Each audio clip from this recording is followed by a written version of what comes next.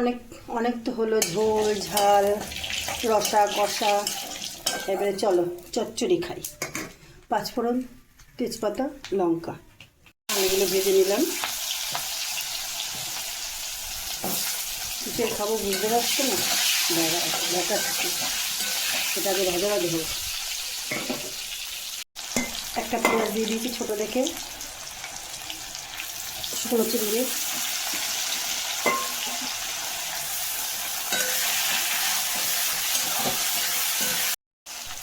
আদা আর রসুন বাটা,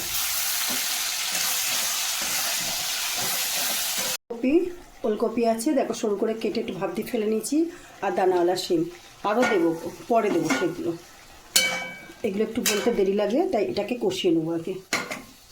এখন কী কী সবজি দিচ্ছি, ফুলকপি ভাপ দিয়ে ফেলে রেখেছি, পেঁয়াজ কালি, বেগুন, টমেটো, এতে মটরশুঁটি আছে, ওগুলো দিয়ে একসাথে চচ্চড়ি করে নেবো।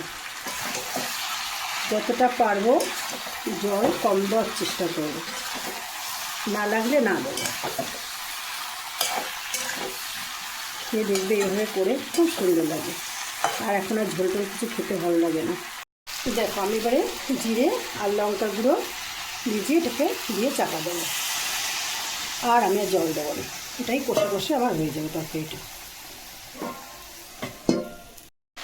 বেশি ঘাটাটাও দরকার নেই, এরকম চাপে আস্তে করে দিয়ে রেখে দেবে, এমনি এমনি তরকারিটা আস্তে আস্তে হয়ে যাবে। চাপ ঘাটাঘাটি বেশি দরকার নেই। আমি একবার খুলে দেখে নেড়ে দিলাম একটু, ব্যাস আবার চাপা দেওয়া থাক।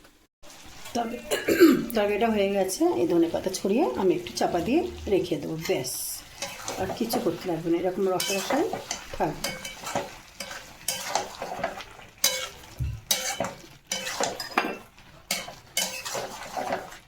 শুকনো চিংড়ি দিয়ে করতে পারো, মেথি চিংড়ি দিয়ে করতে পারো, ব্যাস চাপা দিয়ে রেখে দেবো, হয়ে গেছে আমার তরকারিটা।